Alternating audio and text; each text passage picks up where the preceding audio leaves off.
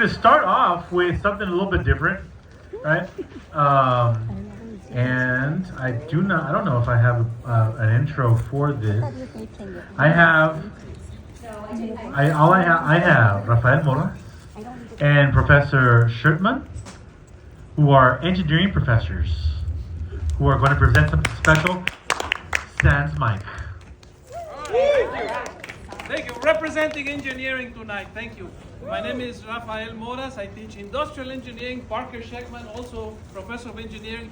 I write poetry. I write music. This is a little fable about trees, and it comes from a old Persian proverb. Okay, and you'll hear a professor of engineering who is always telling me about Persian proverbs. Anyway, my hope is to make this into a musical soon. So we'll see if this summer it happens. Thank you. No one could have imagined that the first tree competition ever held on this earth would be so memorable, or that it would end so unexpectedly. This true story happened thousands and thousands of years ago. We're talking about an exuberant tree colony by a placid lake near the place Adam and Eve would many years later call paradise. The trees got bored and decided to organize a tree competition, a tree contest. An old tree was selected to serve as judge. Several trees applied for the contest, and the first to speak was a towering tree. I will personify the judge. I don't know if this looks like a judge hat, but anyway. Well, my friend Parker will play the roles of the multiple contestants. So he'll come in and out, being a different tree every time. Ready? I'm the judge. All right, thank you. Let's bring the first contestant. I can see your name is Magnusio. You're tall. What do you have to say? Why are you competing today, Magnusio? I am, no doubt, a giant tree, and no tree is taller than me. Above me, there's only a cloud. Beneath me, there's always a crowd. Since taller than me there is none, dear judges, I am number one. As others look up, they're impressed. They know I'm the best of the best. Well, thank you. I'm taking notes. Hey, let's give him a hand. Thank you, Magnusio. Do you by any chance happen to have any other qualities besides that of being extremely tall? I am awe-inspiring, Your Honor, but have no other qualities. Okay, thank you. Taking notes. Thank you, Magnusio. Thank you. I'm going to invite the second tree in. Please come in, second tree. You look like, no offense intended, you look like a very regular tree. What is your claim to fame? I should ask you with foresight not to consider tree height. Anybody can be small, anybody can be tall. Please consider other traits, as the champion yet awaits. I speak now for my descendants of this earth, the future tenants, who will have reputed fame and shall have such a good name. Yes, just as everyone knows, my distant child is the rose. The rose, my rose, so unique with such powerful mystique, the king, ruling an empire, will always have the desire obeyed, without much delay, to give the queen a bouquet. The emperor and the czar will pay much and travel far and forever be content just to breathe in my sweet scent. Consider what I will be, award the grand prize to me. Well, thank you. Thank you, Rose. Let's give him a hand. It is not who you are, but rather it's who your the achievements of your offspring, right? Yes. Is that what you claim? One day, in the language of humans, someone will say that a tree is to be judged by its fruits. True. Taking notes here. Thank you. You got a point there, Rose. But I'd like to bring the next tree in. She responds to the name of Premia. Go ahead, Premia. you also look like a regular tree. What brings you here? It is time to say my piece. In my life, there's no mystery. While I am a simple tree, I possess tremendous history. One of my direct ancestors was that early pioneer. He was the first on the lake. He was the first to appear. He was a heroic tree, and thus I am a patrician. I deserve to be the winner of this august competition. Okay.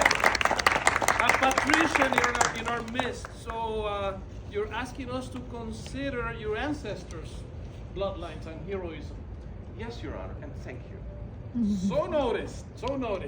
Thank you. And I see. This is a huge tree. Your name is Robustus. Go ahead, Robustus. Believing what I tell you may be hard, but you will hear a fact you can't discard. Why, I can grow new trunks from any limb, and I can do this feat just at my whim. I grow some of my limbs toward the skies, while others just go down. What a surprise. But yes, I can achieve the greatest girth and be the widest tree found on this earth. The shoots that pierce the ground will grow new roots. Those are, without a doubt, great attributes.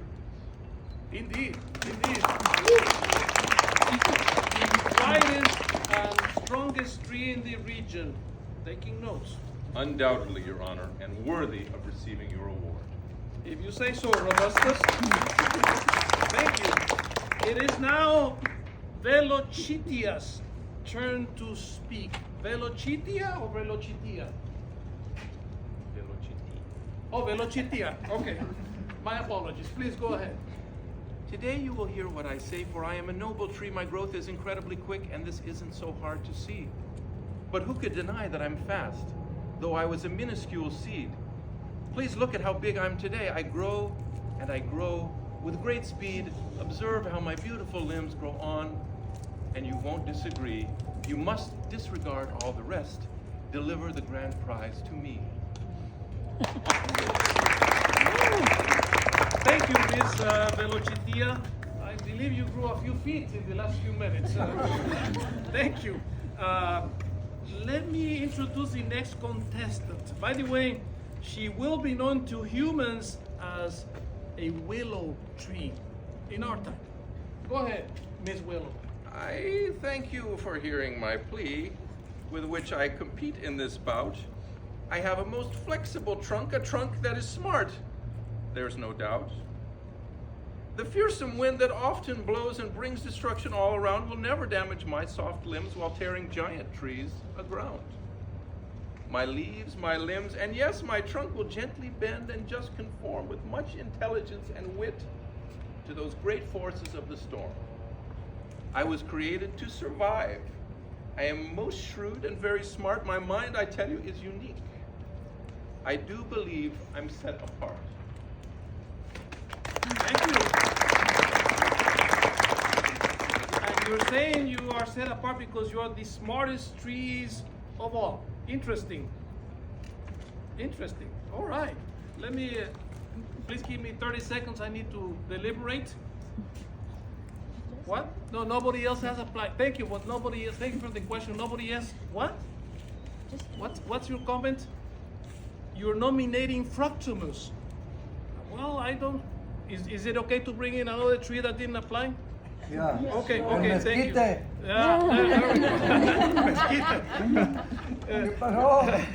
Mesquite. His name is Fructumus. Fructumus, please come in. What do you have to say? Why are you competing? It has never been my mission to enter this competition. So you don't want to compete, but we can see your limbs are laden with fruit. Is that why you think you deserve to win? The Lord our God dictates what I should do, which is indeed to render loads of fruit. And what I say to you is always true. I've tried to yield much fruit since I took root. And thus all this hard work under the moon has rendered all my fruits my handiwork.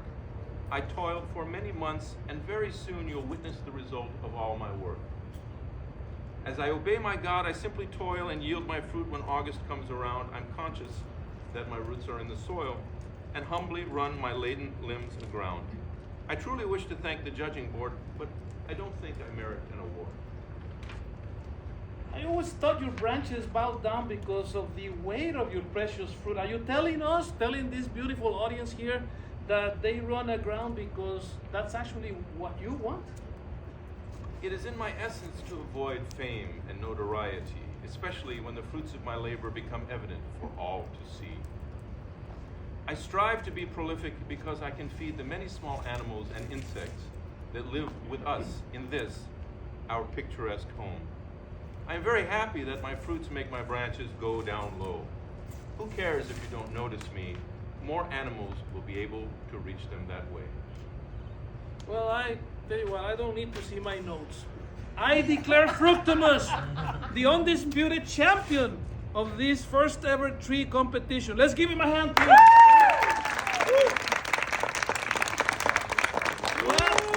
What do you have to say, Fructimus? Fructimus? There is a moral to the story. The most successful tree should always bow down in humility. Yeah. Thank you all. And that's the person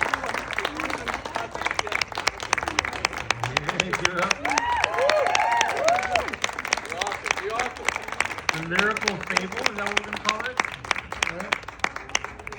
Something like that.